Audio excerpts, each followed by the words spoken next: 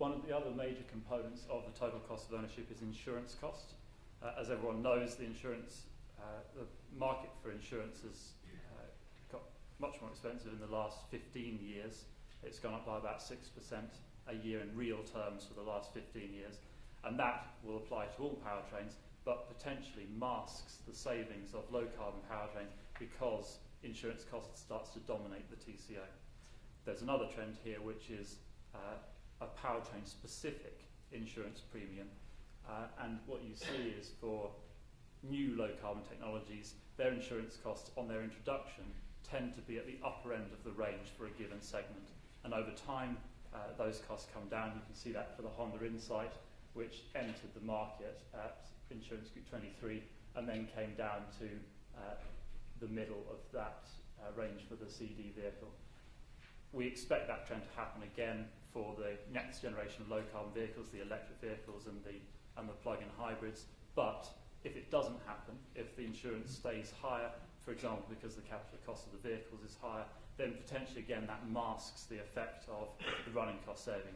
The range here, as you can see, is in the hundreds of pounds per year, and that would immediately eliminate any running cost benefit in terms of switching from petrol to electricity.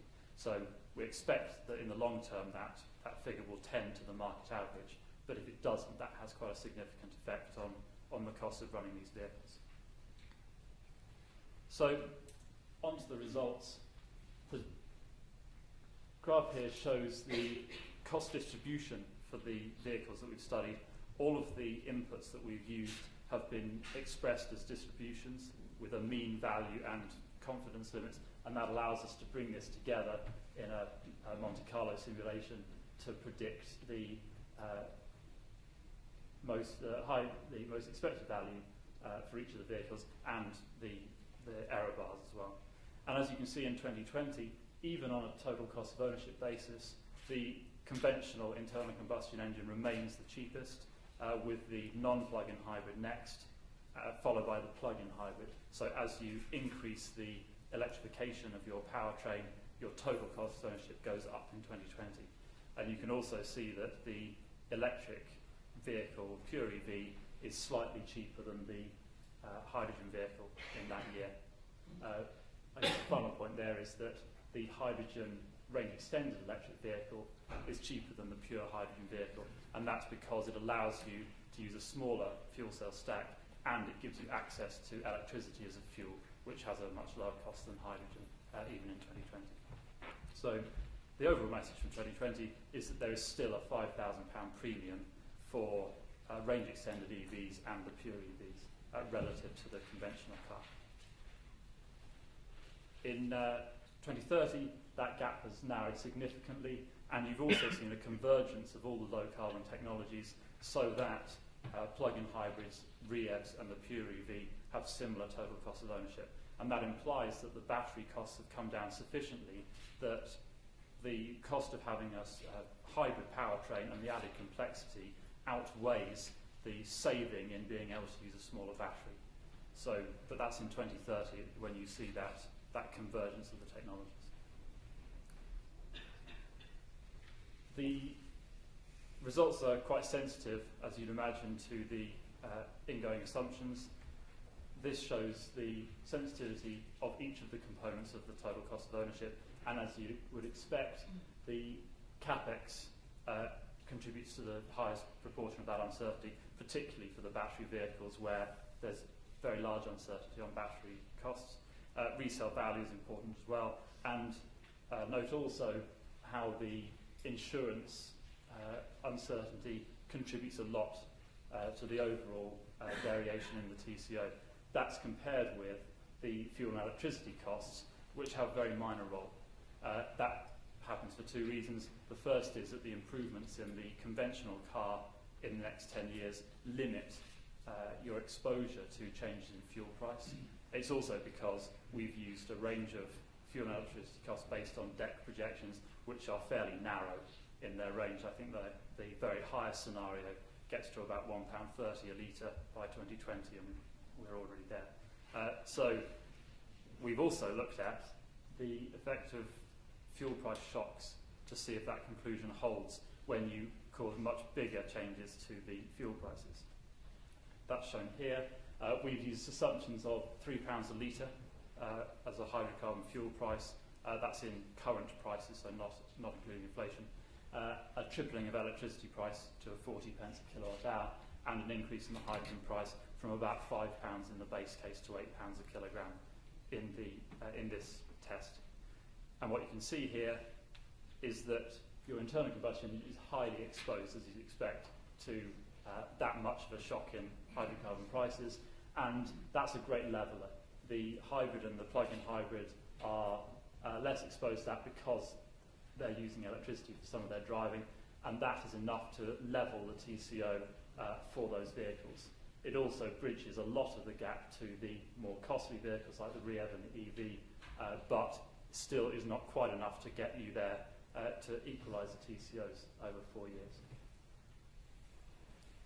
The other comment is that even a tripling of electricity prices doesn't do a lot to the electric vehicle. You're saving such an amount of money in your running costs by switching fuel that you're still quite significantly lower than the gasoline fuel consumption and fuel costs, even if you have a significant increase in electricity. I think that's quite an important conclusion if we're expecting electricity prices to rise as a result of market reform and increased penetration of renewables. It doesn't dramatically change the economics of the electric vehicle. So then a couple of last points. We have looked at the cost effectiveness of supporting low carbon vehicles based on the amount of money that you have to give them to equalise their total cost of ownership over 4 years. So the blue bars here show the support required to match the TCO of the internal combustion engine, and as you'd expect, that just gets higher as you move from the non-plug-in hybrid to the right-hand side. And then the red bars show the cost effectiveness in pounds per gram of CO2 per kilometre saved, and that's based on this slide on a tailpipe basis. And what you see there is that your sweet spot is for the PHEV and the EV, that the EV's extra costs relative to the plug-in hybrid are balanced by its lower tailpipe emissions.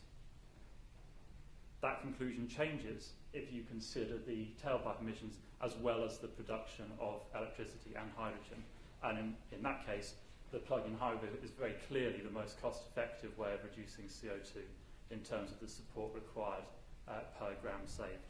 And that's based on a medium grid intensity of about 0.27 kilograms per kilowatt hour. That conclusion changes if you get to the projections that you've just heard about of 100 grams or lower per kilowatt hour, as you heard from David Kennedy.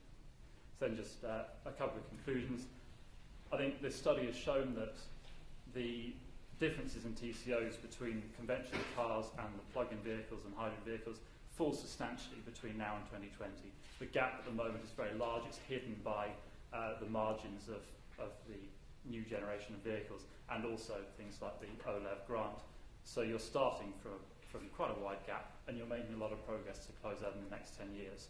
But capital costs and the TCO are likely to remain challenging over this period out to 2030. And that means that long-term incentives are going to be required, and you need to think of an exit strategy for current support, for example, the plug-in car grant. At what point can you start to phase it out and let the market take over? And then one final point is that the cost effectiveness of the CO2 savings between the plug-in hybrid and the pure EV suggests that the plug-in hybrids could play quite a dominant role in the medium term, rather than acting simply as a stepping stone to the pure electric vehicle, that their cost effectiveness will mean they play an important role for the next 10 or 20 years. I'll wrap up there. Great, Alex, thank you very much indeed. Very appreciate it.